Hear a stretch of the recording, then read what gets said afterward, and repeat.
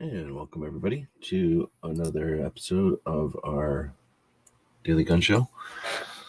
Friday night weekly wrap-up edition, although it's another Saturday morning version of that because I fall asleep. I can't help it. I'm old, I guess. Used to waking up at 4 a.m., so I go to bed before it's reasonable hours. Anyhow, we're going live on Saturday morning again. We've got the puppy co-host here. He's pretty cold. It is 61 degrees in the house, so he's pretty cold right now. He's all curled up. Pay super chats will put biscuits in this end of him, and he will wake up for those usually. But we're not here for him. Nobody's here for him. Give him a spanking. And we'll bring up the screen here, which everybody's here for. Taking a look at our wrap up of the week in 2A. All right, well, so we'll see if anybody shows up live. Messing around with the start time and the start day or show day tends to mess with the people who join the show. But we do record this. That's the goal. It's turned into a podcast. And those folks that are listening in the podcast world, feel free to leave us some comments. Oh, Abigail's awake this morning. Welcome. Get a different audience in the morning than we do in the evening. So I appreciate people joining in, being part of the show. All right, so let's dig in. We do this show every week in order to keep tabs on what's going on with what our Second Amendment protects, as opposed to guns, which is great. But there's plenty of people getting paid to talk to you about guns. And what we're not getting paid to do is pay attention to what that Second Amendment protects and where we're at in that fight. So what I attempt to do is watch whatever I can throughout the week and participate in as many conversations as I can, and then archive that each week on Friday nights, ideally. And that way there's a way to go back and look at this stuff, but also just a way to have it there for perpetuity, to have it in the archives. When you write something on the internet, they say it's there forever. Well, in reality, it's not there forever, but it can be if it's written down enough times. So that's what we're trying to do, is help out those people and projects that are getting good work done. So we summarize it there at the top. We have a list at the top of the, we're looking at our Substack here. At the top of the blog post, technically though, we have a list of all the places that we distribute this. One is on our Patreon blog. So thanks to those capitalists who use their financial resources to support our projects. That's the first place we post this. We have a newsletter that goes out occasionally, not quite on the regular yet. Then we have the Substack, which is where we post it and what we view on the show here, because it's got the best formatting. We still use the Instagrams for some reason. The Instagrams were hot back in like 2015 through 19, and then they've kind of gotten horrible. Facebook doesn't manage them well, and they hate guns, so it's pretty crappy. Then we take this audio, what we're going to be doing right now, and we turn it into a podcast, and we distribute that podcast through Podbean, but we put it out to all the different podcast platforms out there. So you've got your iTunes or Apple Podcasts, I guess they changed it to. You got your iHeartRadio, you got your what's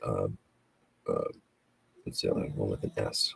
Is it Spotify? I was thinking of something else, but we try to put it out to as many platforms as are out there that are popular and being used. And those people that are listening to this are the majority of the people that listen to the show. We ask that next time you're at your, whatever it is, you listen to your podcast, that you take the time and post a comment or a thumb up or a heart or star or whatever it happens to be. That really does go a long way for helping out our distribution and getting the word out. Abigail's asking, do you post on Twitter? Yeah. This is being broadcast on Twitter right now. At least it should be. And they archive them there as well. But what happens is anytime something goes to YouTube, it also gets bounced to Twitter. So there's probably like an echo over on Twitter. This will end up being over there like twice or three times even. And it's easier to just let that happen. For sure, it's easier, but it's I just don't have the time to go in there and clean that up usually, because we have some automated things that will echo or like redistribute stuff. So when we rebroadcast like this, or simulcast, I guess, like this, we'll end up with echoes or copies out there. I've got a lot of stuff going on with the podcast right now because I was playing with some AI robots and posted up some descriptions of some of our projects out there. That being said, I'm going to scroll down to the bottom of this and take a moment here, actually a couple of moments here, to let one of those play. What happened? I tried to scroll all the way to the bottom. To let one of those play so you get an idea of what we're talking about, and also to describe Minuteman University. Welcome back, everyone, to the Deep Dive. This time, we're taking a look at something a little different. Different is an understatement. Yeah, you're not kidding. We're looking at Minuteman University. Which may sound like a regular school, but it's actually a hub for people passionate about the Second Amendment.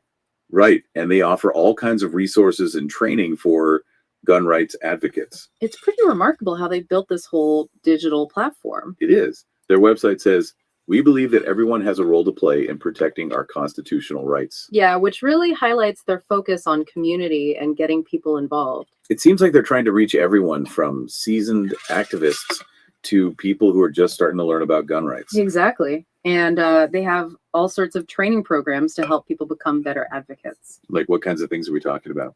Well, they have courses on creating firearms content, which seems pretty self-explanatory. Sure. And then there's guns in language, Yeah, which I'm actually pretty curious about. Guns in language. That sounds interesting. What is that all about?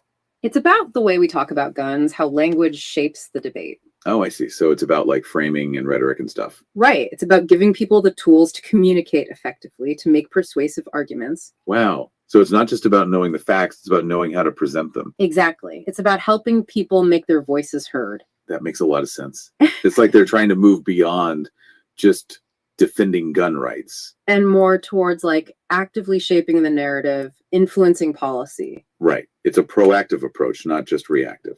And speaking of resources, they have this huge library of information on all sorts of Second Amendment topics. Oh, yeah. Like what? Well, you've got stuff about firearm law, building and buying guns, carrying guns, activism. Really? They've got it all? Pretty much. They even have sections on specific states, broader themes like police and international issues, and even one called CCW Fashion Show. Wait a minute. CCW Fashion Show. Hold on. I'm not familiar. What is CCW?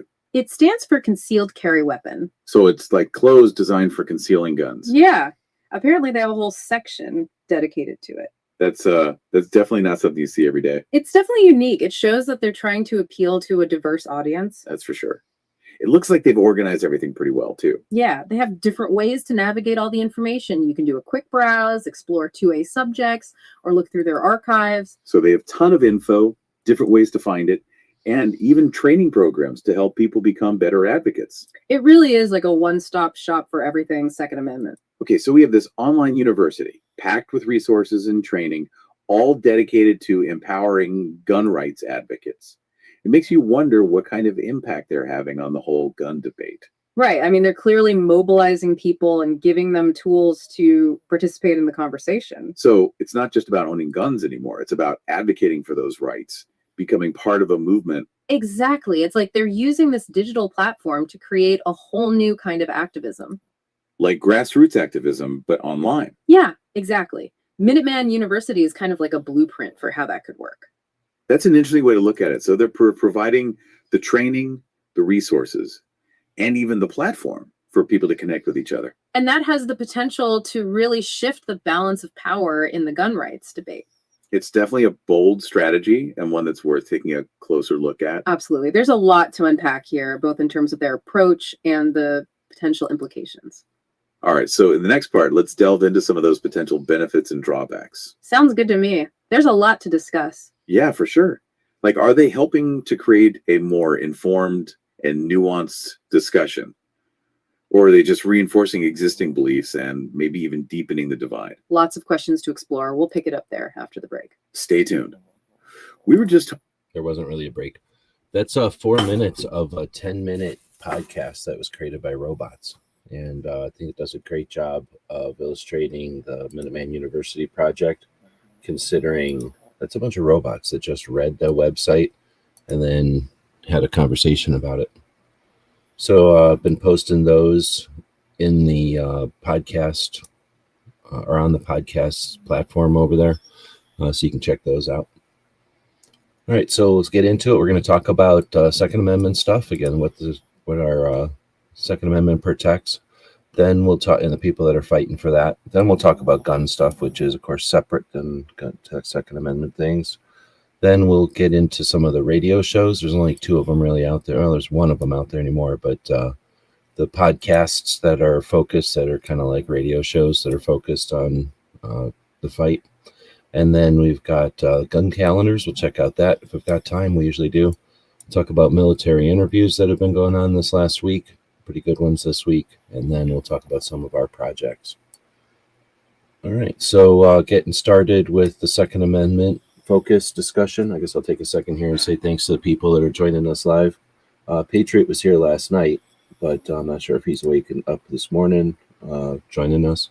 Abigail, though, thanks for joining. Kristen740 joining us. Welcome.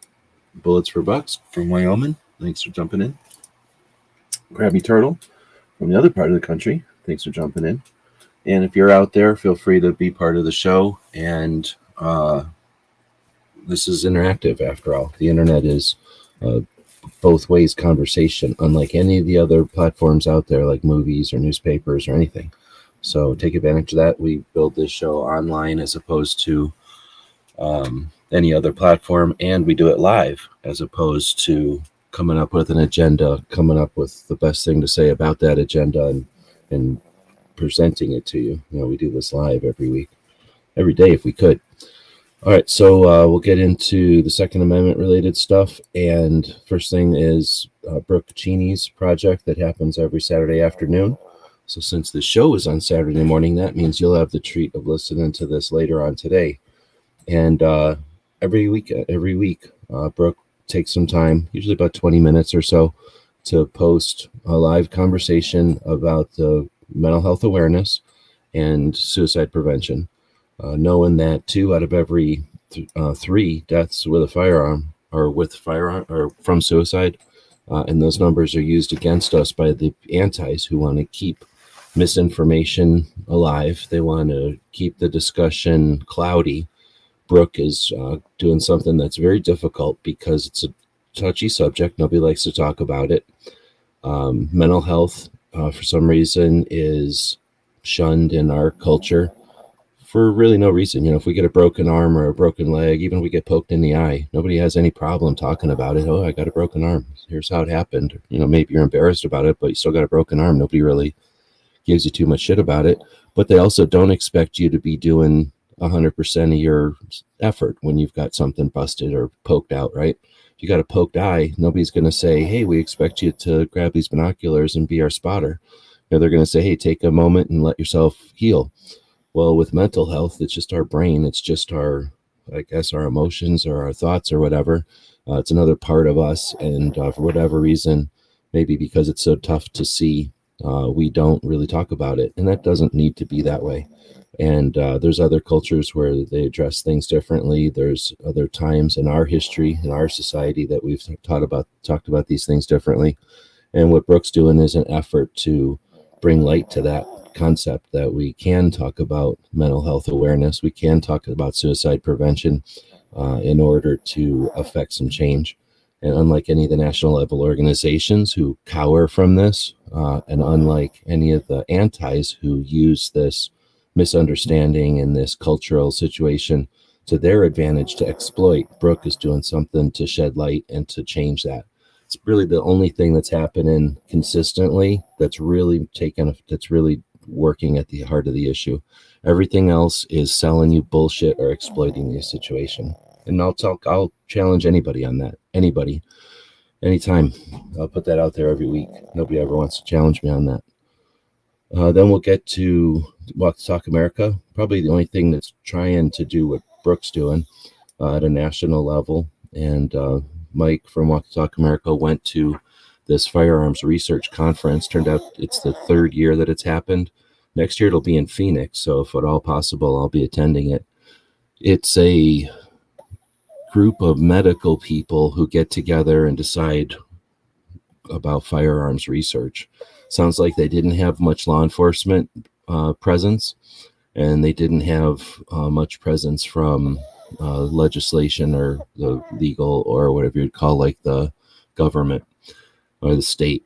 So it's just the medical side, and the medical side tends to see, it's just like if you're only good at a hammer, everything looks like a nail. If you're a doctor, guess what? Everything's a disease. If you're a doctor, guess what? They're going to fix everything with their skills that they've got. So it seems like a lot was assumed here. A lot was talked about with research and how much they could research their way out of this, or we can research our way out of this. So it was great to see Mike was there and welcomed, and his opinions were listened to. And since this is his first time attending, he was only able to make the splash and create some waves that he was able to. But it was great to hear for about an hour him and the other guys from Walk Talk America talking about this. It's worth listening to. I think it was pretty inspirational. Looking forward to some efforts to be done to bring this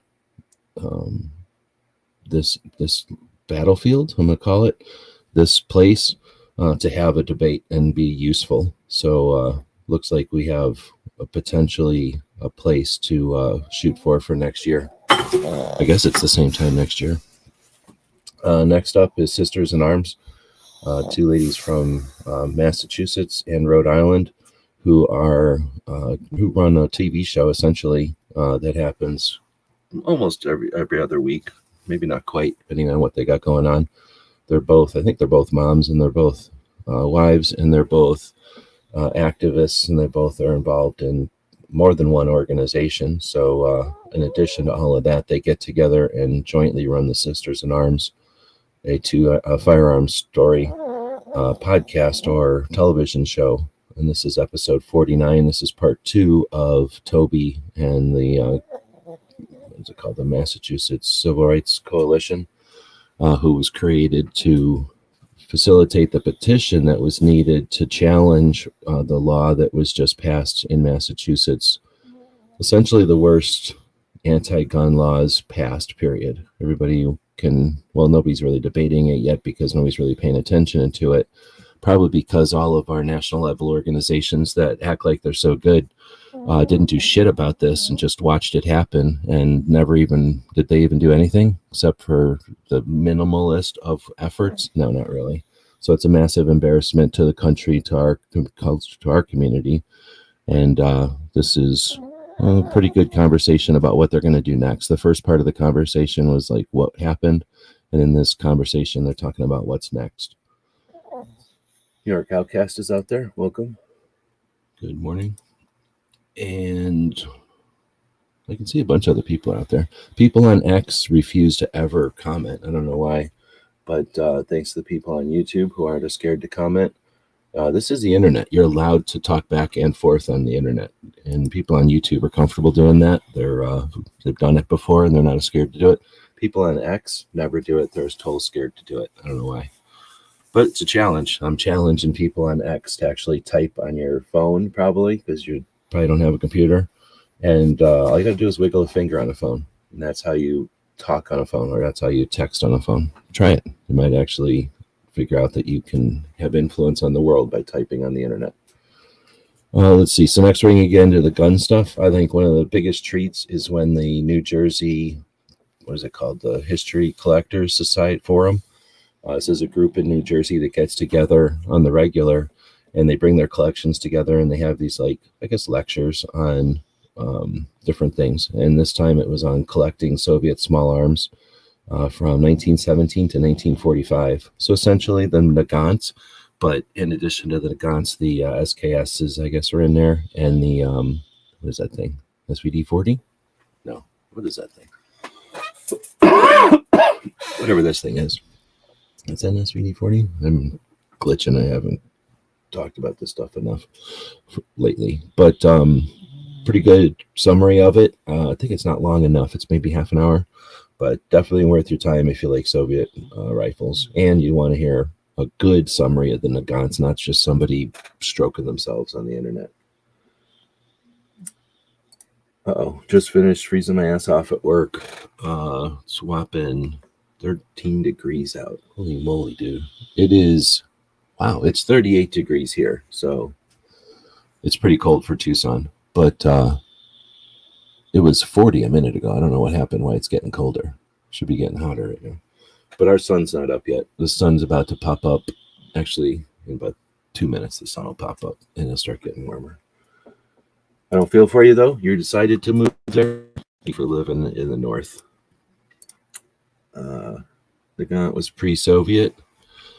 It was, but this was talking about the Red Army a lot.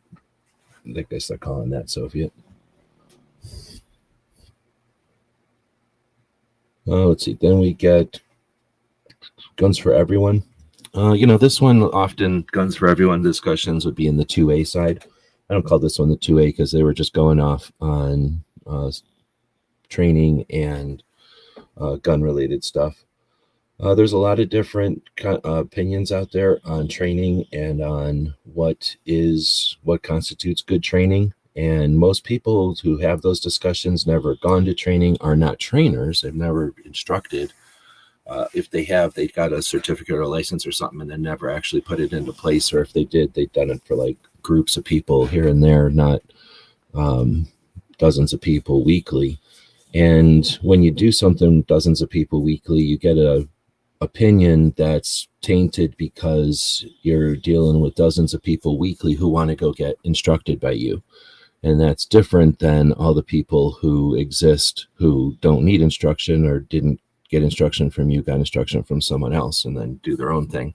So I think people that are instructors that do teach dozens of people weekly who are, new amateurs, like brand new beginners, they start to get tainted about the reality of the world. So since there's no everybody knows everything, it's interesting to hear conversations. And a lot of times people like to be polite, and a lot of times people are scared to be wrong, so they don't put anything actual out there.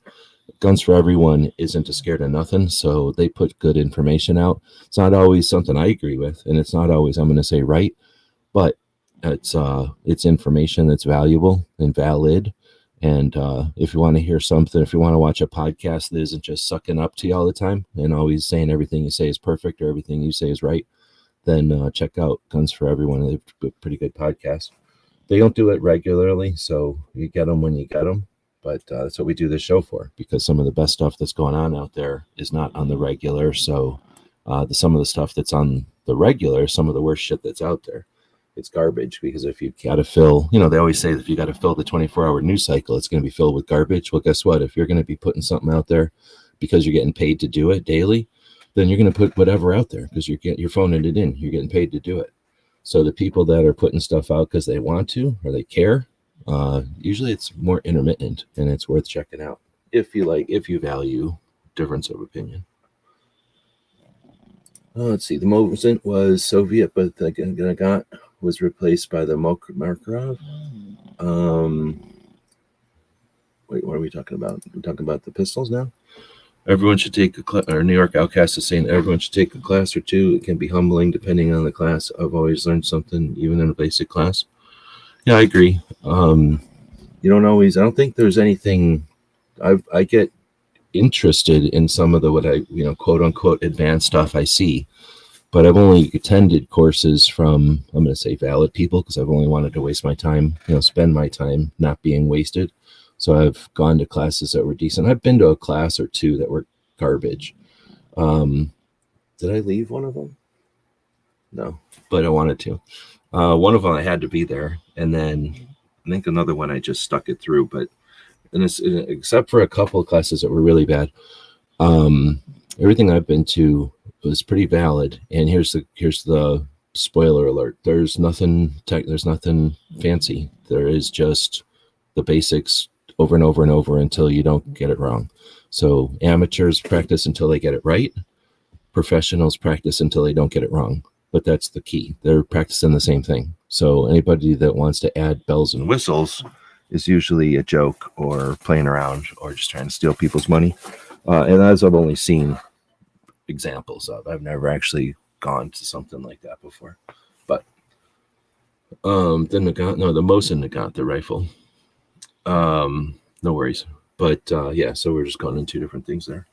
But the New Jersey Collectors Forum show that I was talking about was just about the Mosin Nagant rifles, and it wasn't really even the evolution of it, although it covered the evolution of it.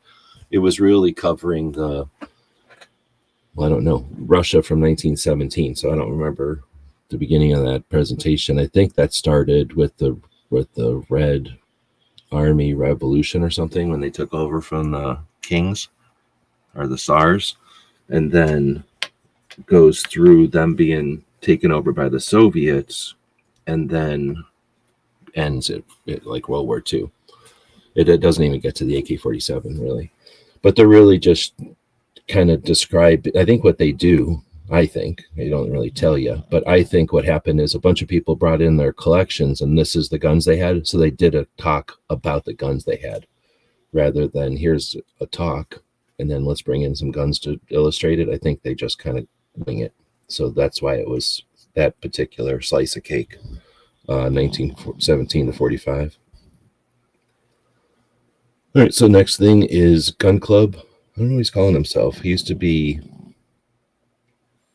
Armed Atlas, and now he's Gun Club Radio, I think. So he's been doing some shows. I don't know if they're on the regular, if he's supposed to be doing these on Mondays. Everybody's kind of messed up because of the holidays too. But those shows are usually on in the evenings when nobody else is on. So not quite late night or nothing, but usually one of the last shows of the evening. Worth checking out. He's a newer gun channel, so he's doing his own thing instead of, we got some copycats. We got plenty of copycats, people that seen what other people were doing and now they're doing it, and that's fine. There's no harm, no foul there. But this guy is doing his own thing, and that's pretty cool. Then we've got the Guns and Gear Review podcast that comes out on Tuesdays, and they talk about guns and gear, and they talk about their reviews of it. Amazing. We've got, I got to put these together. This is another one from Armed Atlas.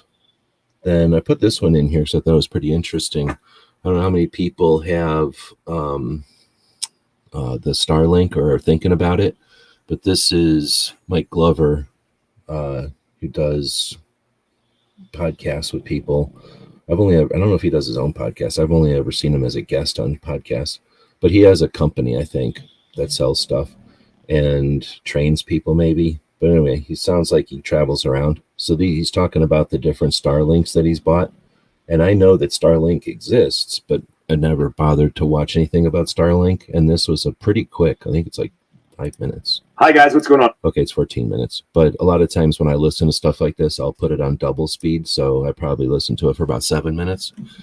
And he goes through all the different ones he's owned, which is pretty much all of them. And the summary is, see that one on the orange box? That's the new one. And if you buy that one, you can put it in that orange box, which costs extra, but you can put it in an orange box like that.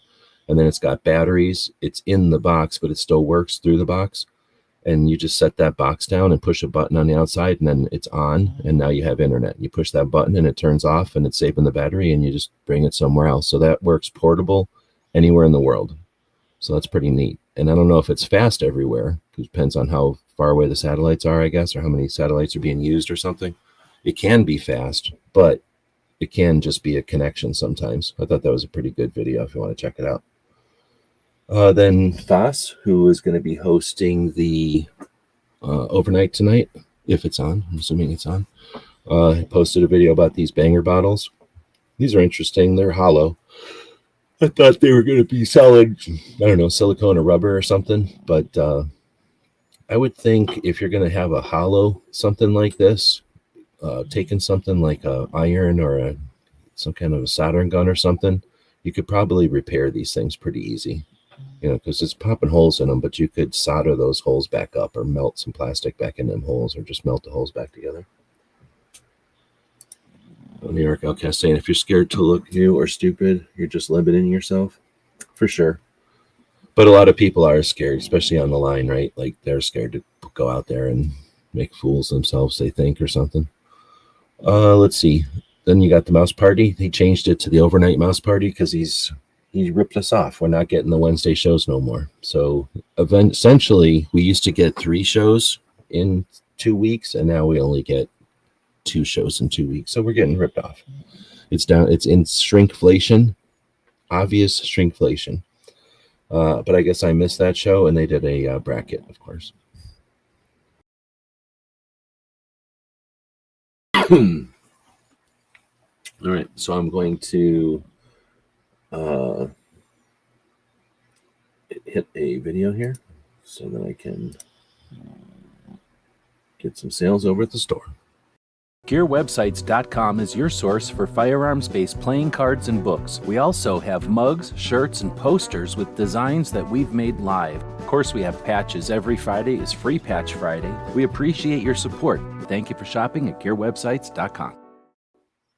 Oh, and I should probably put a link to the store over there. So if you're a capitalist and you like paying for things and seeing things happen that take resources like money, then you can buy something over at the store, or join us over on the Patreon and be a member of what we do over here. Everyone's going to look stupid when they're new. I agree. Well, most of the time, right? No one that starts anything is an expert. Oh, except for know-it-alls. Know-it-alls can start stuff as an expert, right? Let's see. We got some radio shows now. They're not really radio shows anymore, but they're close enough to a radio show. There are a couple that are technically radio shows, but since they're getting paid by the industry, I don't need to talk about them. I don't ever listen to them unless somebody recommends I listen to an episode or a segment or something. But anyway, we'll move on to Gun Owners Radio out of San Diego. Does their show on Sundays, and it looks like they were talking about the NRA in 2025. What happened on Sunday? Did I not listen to the show? I could have sworn I listened to the show. I just missed the part about the NRA. Like, I'm sometimes get to it late because the time changes and everything. Let's see. Then we get to Cape Gunworks out in Massachusetts. Toby does a couple of 3 shows a week now. He'll do his actual radio show tomorrow on Sundays, and that's in the morning for me. I guess it might be afternoon for some people, or it's noon probably for East Coast. So Toby will do the actual radio show on Sunday, and then on Tuesday he hosts a segment of a radio show for Grace Curley, which is a Boston radio host. And then on Wednesdays, they do their Rapid Fire Radio podcast, and that's a 2-hour podcast on Wednesdays. Toby's been leading the way with the efforts to get the word out about what's happening in Massachusetts. And again, it's pretty heinous, and it's happened before. It's happened in Washington State. It's happened in Oregon, like lately. It happened in Nevada, but it kind of fell apart. But it did happen in Nevada, and everyone just sat here. This is all since 2015. I can't say that it happened in New York, because what happened in New York happened before this, and what happened in California happened way before this. But these states that have been getting abused recently in front of us, it's a crime, mainly because a lot of us aren't even paying attention, because our national level organizations are either blind to it, don't give a shit about it, are unable to do anything about it. They're unwilling to do anything about it, for sure. But if they let go of some of those tens of millions of dollars they have and distribute them into something besides stupid lawsuits, then maybe we'd actually see something change. We wouldn't keep getting these states beaten up on their citizens in order to challenge whatever their perception of the gun community is. But since that's happening in Massachusetts, we only have GOAL, the Gun Owners Action League. Now we have the dang it, what's the name of that place? The Civil Rights Coalition, I think it's called. And then just a few smaller organizations that are doing anything in Massachusetts to get the word out. So since they're essentially working on the problem, Toby's the one who's been leading the way on getting the word out about the kind of the current standing, or how the situation is playing out. Totally worth listening to if you don't mind being frustrated by I don't want to say dire, but it is pretty dire. There's not a lot they can do in Massachusetts until 2026. we're all watching it happen. All right, so what am I missing over here? JK is in here. Who has a gun list stretching around the block? A gun want list stretching around the block? Believe it or not, at some point you'll quit wanting new guns all the time. I don't know if that's just from being old, or if it's just from having a bunch of guns laying around, or if it's just from figuring out that the grass is always greener and you realizing it's not always greener. And then at some point you have so many that you're just playing with them. You're doing your thing with them, and you just, even if you wanted more, you wouldn't really want more because you don't have more time to play with them. So I get you, but I don't know if the noob is because you're a noob or what, or if you're trying to be a troll or something, but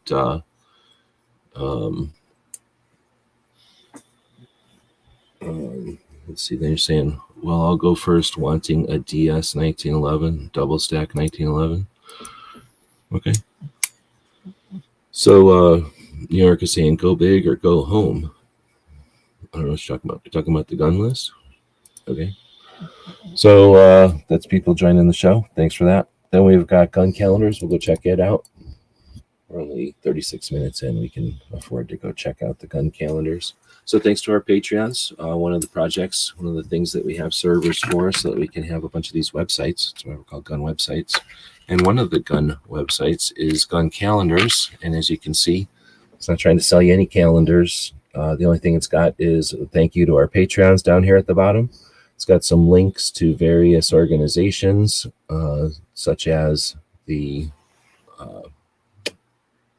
Second Amendment Foundation, Arizona Citizens Defense League, JPFO, and GOA. And we've got Every Second Matters puts there, and the Minuteman University we talked about earlier. But aside from, if you want to call that advertising, there's nothing going on here. It's just a link to our own websites and then the calendars. And the calendars include, well, in this case, somber events, but mostly upcoming events, 2A rallies, big gun shows, national level gun shows. It'll have military holidays and stuff from our history. It'll have things so you can plan what's coming, and so we remember what's happened. So taking that into account, today is the 14th. Normally I would be doing this show on yesterday, the 13th, but like I say, I fell asleep. Yesterday was National Guard birthday. Today is the anniversary of the somber anniversary of the passing of Border Patrol Agent Brian Terry. That was a big event here in Tucson, since it happened just south of Tucson between the city and the new international border with Mexico. And this was the result of the gun running exercise by the ATF, where both Operation Wide Receiver and Operation Fast and Furious sent hundreds of guns from the United States that were acquired by acquired by cartel members. I guess you call them straw purchasers, going down, taking them down to Mexico. The idea was, they say, was to track them, find the routes, and then persecute, except that they aren't lawfully able to do that. They weren't working with the country of Mexico. And in reality, what they were attempting to do was create a situation that they could then blame guns in the United States for. And it was through multiple administrations. Everyone's to blame. No one should be getting a walk on this. But the fatal result, one of the fatal results that we have on record, is that a Border Patrol agent named Brian Terry got into a gunfight with some of the cartel members who were coming up from Mexico, just walking up from Mexico with a bunch of drugs, if I remember correctly. And they had a shootout, and an AK-47 was used that was sent down to Mexico from the United States. And we're going to get all kinds of, you'll get a lot of people on the other side, the anti-guns people, who will suggest that that's a common occurrence. And in reality, we understand that the ATF encouraged that. They made it happen, and they exaggerated it. It was probably a thing, but once the Border Patrol put once the ATF put a a thumbs up on it, it turned into a massive operation with hundreds of guns, and it was completely unchecked, and they've paid no consequence. There's been no consequence for this. So it's one of the reasons we put the calendar up there so that we don't forget important things. This one is fairly recent. I remember it was 2010. Yep. So this was, an example instance of the poor management of both ATF and the whole administration of the border. Jumping over noobs that are my last name. I got you. Everybody's been a noob. You're definitely right there. Let's see. Here's the Outcast was saying no bad choices. Right on. I'm not the biggest fan of 1911 double stacks, but that's just because it's a lot of gun to carry. It's like a lot of gun to hold on to. But if you're not walking around with it, I guess I understand it. Collection is still at single digits. Oh my goodness. Well, everybody's been there at some time, for sure. Wouldn't be the first time I've been confused. Right on, just a suggestion. Okay. So then the Second Amendment of the United States Constitution was ratified along with all the other Bill of Rights on tomorrow, December 15th, back in 1791. I've been around on the internet for a while now and been using the YouTube since 2009, and somewhere around 2013, probably, I'm guessing. It might have been 14, but I think 2013. And it must not have lasted 3 years, but things come and go, and people do things, and sometimes it's cool, and sometimes it lasts, and sometimes it doesn't. But there was a thing called Second Amendment Day, and that was a day that everyone went out and bought ammo at their local gun stores. I don't think anybody does it anymore, but we did that on December 15th, and extra credit points if you know who started that. So I'm pretty sure it was called Second Amendment Day, and it was December 15th because of the ratifying of the Second Amendment. And to celebrate, people were encouraged to go to their local gun shops and buy ammo. Either ammo you need, or ammo you don't need, or ammo you wanted, or ammo to help the store out, whatever. But you were buying ammo, sort of like how they put tea in the water for something else. Let's see. Time to grind the American tech tree in War Thunder. I don't know what that means. Let me know. I don't know. I'm not getting that one. I personally don't talk numbers when it comes to. Oh, I got what you're saying. Saying 7 is a fine number, though. Anybody can say 7. I don't think anybody's. Well, there probably are people in the world who'd freak out with 7 guns, but 7 guns. I don't even remember how old I was when I had 7 guns. I was a little kid when I had 7 guns. Let's see. So then we get the guy who invented the Uzi Gal. His anniversary of him being born is tomorrow, so you could consider tomorrow Uzi Day if you wanted to. Then on the 16th, Monday, is the I guess anniversary of the birth of Bill Wooten. And if anybody was watching the stuff that we posted on Thanksgiving, I think it was Thanksgiving, maybe the day before, the day after Thanksgiving, we were kind of streaming a bunch of playlists. And one of the playlists we streamed was the 50 caliber BMG. And a lot of the coverage, a lot of the 50 BMG footage that I have is from my visits to the Wooten Labs. And that's an ammo. That was the largest private ammo collection in the world. And when Bill passed, I think it was chopped up and it's now distributed to a bunch of people. But for a while there, it existed, and it was in a home here in Arizona, here in Tucson. And Bill allowed me to visit the lab a number of times and film. And I filmed some of the drawers of 50 BMG, some of the drawers. So if you watch any of my footage, there's like an 1.5 hour video of me going through the drawers.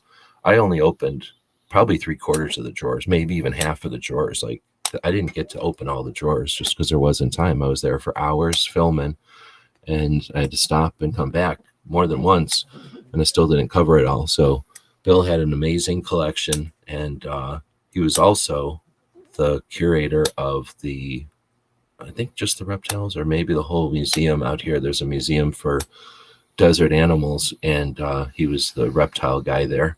So he had a really interesting life, and he was an old guy, so he had a long, interesting life too. Then we have on the opposite end of the week there, next Saturday, week from today, is the anniversary of the passing of Aaron Zellman. He's the guy, the rabbi who created the JPFO, the Jews for the Preservation of Firearms Ownership. There's other organizations out there that act like they're no compromise, even though there's multiple examples of them compromising.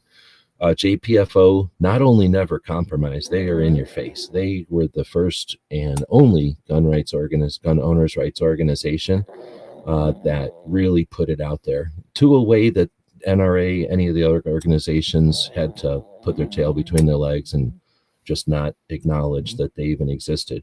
Second Amendment Foundation, once Rabbi passed away, Second Amendment Foundation took over the operations. You could say they kind of fund them, although they don't do anything. Nothing happens. It just exists now to perpetuate the data that Aaron had put out there. But he was still aware of what happened in World War II and was blatant about his reverence for the right to bear arms. So wouldn't even this other organization that's out there now claiming to be no compromise doesn't even come close to what JPFO put out there. And if that intrigues you, go check out JPFO. Lots of cool stuff out there from that organization. And they did all their stuff back in the day at gun shows and at gun shops before there was an internet to help them, and before there was an internet to make them a shit ton of money. They did it on a what do they call it, like a shoestring budget, and really got work done, and we're super in your face, really in your face. Krabby Turtle's heading out to the range. Take it easy. Let's see. Abigail says, I only post about the guns that the government already knows about. That's a good way to do it. Wait a minute. Idaho has had some 2A issues, but I understand. Idaho? I'm going to have to find out about that one. I don't remember. Either that happened without me paying attention, or I missed it, or I'm blocking it. But what happened in Idaho? It's my day off, so I'm playing War Thunder. I gotcha. Trying to unlock the F-14. Back in the day when like Knives and Pink would host lobbies, they would open up live chats and give the link out to people, and people in gun channels would jump in and be part of the show and host their own shows essentially on Pink's and Mr. Knives' Worms. And in those days, there was some people that played video games, and that's the only experience I have with the video games. But they played a ships one for a while, and so I think I know what you're talking about. I don't think they ever played that particular one. It might not have been out yet. Let's see. That's really way better than New York. Okay, you're talking about Idaho? Is CNT out here? Oh, you're saying Krabby Turtle. Gotcha. 20 degrees where you're at. Yuck.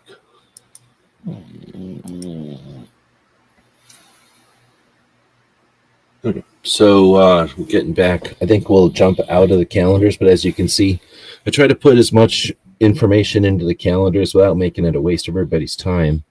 But there's a lot of stuff to put out there, and I could have missed something. Feel free to let me know if I'm missing anything. And thanks again to our Patreons. I'm going to scroll down to the bottom. All of our web pages that are out there, we have a bunch of them. It's like technically there's like 300 of them, but they're not all gun stuff. There's dozens and dozens that are gun stuff. And those are all thanks to our Patreons. It takes 3 servers to run everything. And, there's some software and some subscriptions and things that all nibble away at the budget. And our Patreons are capitalists who put their money down on the table. Some of them are buying us a cup of coffee each month, like $5 or something.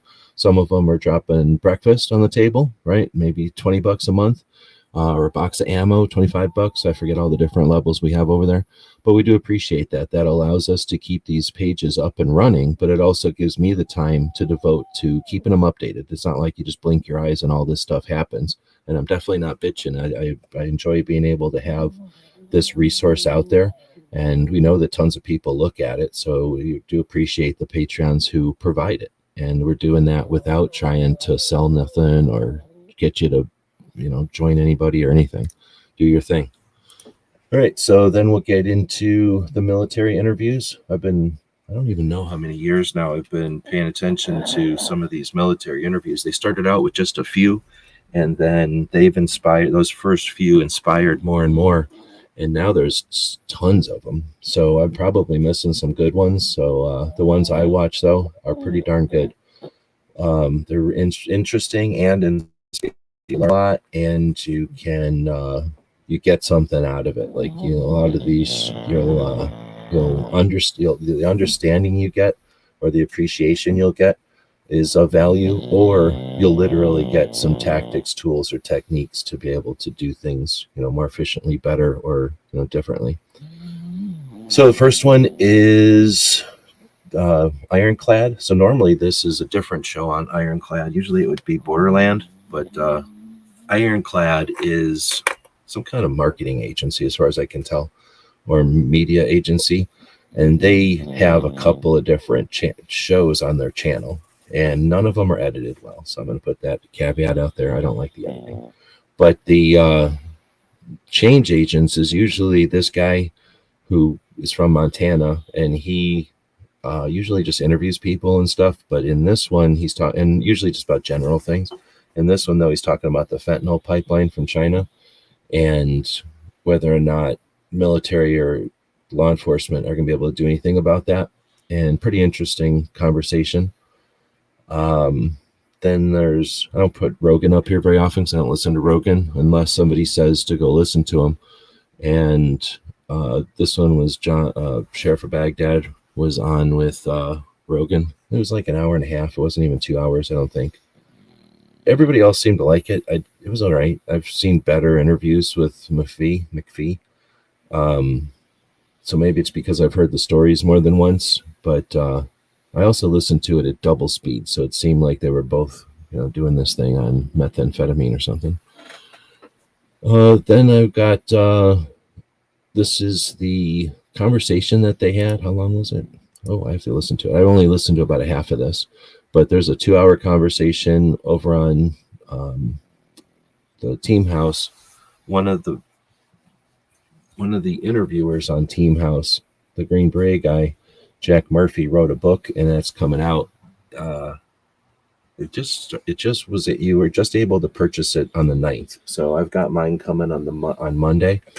But this was a 2-hour conversation about the book and kind of prepping people, letting them know that the book was coming out. Team House also had a Christmas party. It's just kind of interesting. None of the other podcasts do behind the scenes, but Team House will do that. They'll turn the camera on and they'll have Christmas parties. They'll have parties for different hurdles that the show's gone through. And like they'll play Dungeons and Dragons. So listening to them as a podcast is interesting, but then seeing the behind the scenes and stuff, it's just even more interesting because it's just being able to be a fly on the wall at, when they're letting their hair down and doing their thing. New York Outcast is saying they can give a different perspective of situations. Everyone's service seems to be a little different depending on time and MOS. Oh yeah, for sure, dude. And these guys that, some of these podcasts are like, hey, let's talk about what you did or how you did it or what you did it with, your gear or whatever, or how cool it was, what kind of airplanes were you in and that kind of thing. But a lot of these, and then sometimes they're just talking about their books, which is usually conversations about all that stuff. Sometimes it's like, hey, I've got an issue, like I'm petitioning for mental health awareness would be a good one, or trauma to the brain, right? Or something, that there's some kind of new medical illumination to a situation that everybody's got in common. A lot of times it's those kind of things, but sometimes it is just, or some of these podcasts, I guess I should say, will give time to, how their family life is or what it's like transitioning out of the military is a big one. Or a lot of them will be what you've been doing since the military. So even though the military ties them together, and that's the reason the podcast exists and why they're on the show, they end up spending the whole time talking about like nutrition or their business strategies or family life. They'll talk about so many other things that they're really just dude podcasts, talking about life, which can be interesting, but it's not necessarily like, you can't count on it being a military podcast or anything.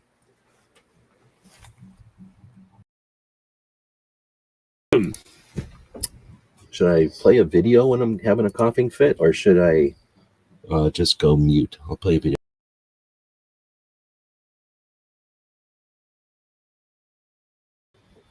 That's what Puppy's dreaming about over here. So here, we'll do this. What is Puppy dreaming about? Is he dreaming about?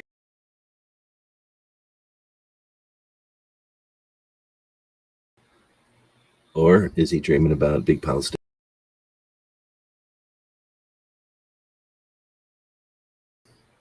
He's dreaming about something right now. We can tell by looking at him. All right, so bring this back up. How do I get Puppy back down here? Nope. Yep. All right. I think we're all back again. Anyway, so yeah, I agree.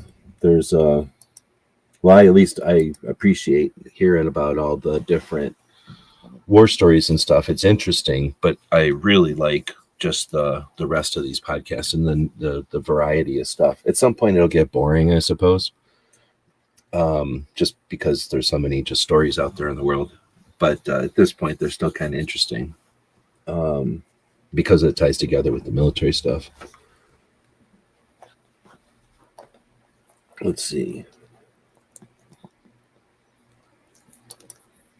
But the whole Iran-Contra thing was messed up. Definitely a bit disrespectful on the transportation side of it.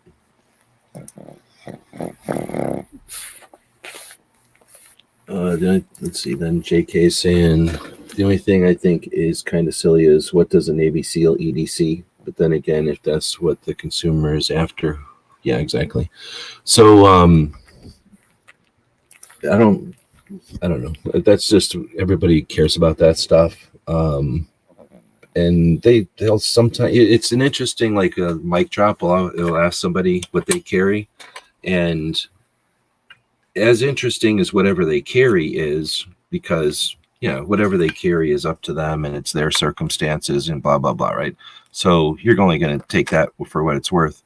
But it's interesting to hear. I also find it interesting to hear how interested people are in that question. Does that make sense? So he'll ask the question, not always, but most of the time. And sometimes the answer is, oh yeah, real enthusiastic. And they pull out their stuff and they talk about it for a little while. Other times it's like kind of a casual answer, like, oh yeah, I carry this. Like, I'll answer you, but I could care less. And then other times the answer is like, what? I don't carry nothing every day. What do you mean? Like, I don't even know that was a thing. Like, so just the spectrum of like answers is interesting more than the answers, I guess. So I guess that's pretty much all of it. This week we did some stuff. We get together with Tony. I think last week was like 4 hours almost again, 3.5 hours. But we didn't chat for a while. I had been taking a couple of weeks off to do the Black Friday, Cyber Monday stuff.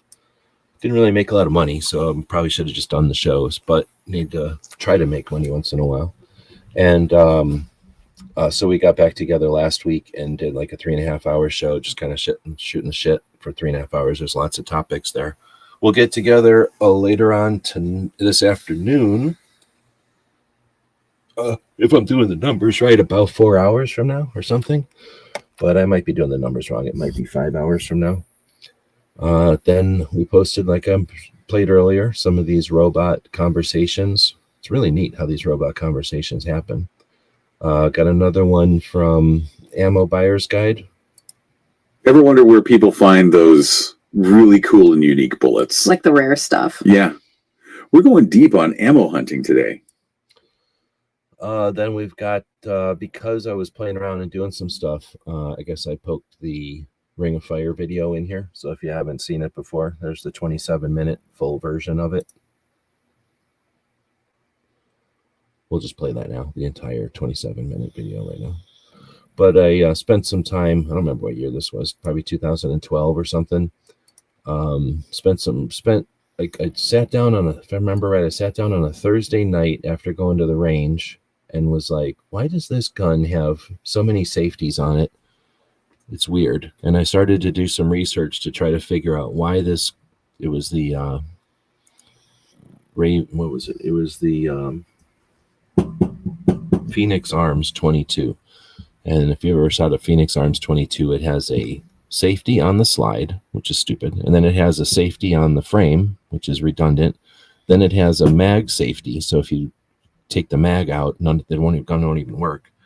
It's just the weirdest manual of arms, and I couldn't figure out why anybody would build that in that way. And then I started to research and figure out that it was built in compliance with the way California wants a gun built. And that led down a bunch of research that I came up for air on Monday or Tuesday morning and realized that I had a different awareness of guns after that. It was really a change in the channel and a change in my focus on stuff that I was more interested in digging out these little pieces of the gun community and our history, and because they related not just to our evolution of the machine, but and also to the evolution of the like the opinion of guns in society, or the reputation of guns, I guess. You know, for a while their guns were great because they saved us from the English, right? And then guns were great because they fed us and everything. And then guns were great because they saved, you know, they ended a world war. And then guns were great because they ended a world war again. And then got a bunch of communists in government, and all of a sudden guns were bad. And that just didn't happen. That was engineered. So, you know, how was that engineered? What were those pieces? What were the pieces of all that? And this started to help me see, oh, wait a minute, there's more going on here than just a gun with a lot of safeties. And I think before that, I probably would have been superficial about it. I would have said, oh, I don't like this gun, and moved on to the next gun that I did like. And, you know, I said, you know, I don't need to be another channel that just puts out that kind of shit. I mean, it never was your typical channel, but after this one, I was like, oh no, this is way more fun researching this stuff. And then I started my collection, and after seeing all those guns, after putting them all together digitally on the screen, I was like, what would happen if I owned all these guns? Can that even be done? And I spent a couple of years collecting these things. I can't talk about that anymore. YouTube hates guns. So every single day I sign on to my email, I get more notices that my videos are being taken down for age, whatever, which is just their fancy way of saying, we don't want to pay you for your videos anymore. Or we don't want people to see your videos anymore. So you really can't put videos on YouTube that are gun stuff, because we just know from the way it's going that eventually they're going to take us all down. But if there was a place to put this stuff, or if there was a growing place that actually, you know, had some potential, it would be cool to put these things down again and kind of go through them. But for now, I'll just focus on them a little bit at the end of my podcast like that, and I'll forget about them again for another dozen years. And feel free to watch them if you want. Let's see. The mind is always your best tool. Right on. Many roads lead to the same place, as they say. It's a good saying. That is definitely a circle. Let's see. And I can remember having to make accessories. TV made the military look great. Yeah, that's for sure. There was a time when propaganda, you know, was much more effective. All right. Well, with that, we're right about an hour. I will say thanks to everybody for joining us live. It is a much better show. I think it's a better show when there's people here being part of the show. And if nothing else, you'll let me know if the mic drops out or something. But there was other people out there. So all those people need to be shamed for being scared to be on the internet. You're allowed to type on the internet. It's your right to be able to type on the internet. So feel free to participate. You don't have to, but you are welcome to. And I will shame you if you don't, because you can. And you might as well at least say, hey. With that being said, you can listen to this on the podcast, which is most people are doing. And if you want to be part of the show backwards through time in the future, feel free to leave us some comments, questions, and we can address those in future shows. Every once in a while, I should probably actually do that. That means I have to go to the podcast platforms and read the comments. But once they start coming in as a flow, then you start doing that on a regular basis, and it all becomes part of the thing. So if you want to get that started, start writing some comments over there. All right. Thanks everybody for joining us live. We'll have another commercial, I think, for the Gear website store as we jump out of here. If you want to participate financially in our projects, feel free to grab something over there. Till next week. Thanks for joining.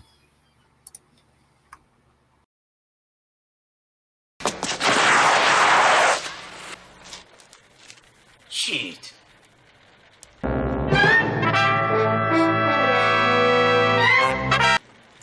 Ninja? Ninja! Ninja!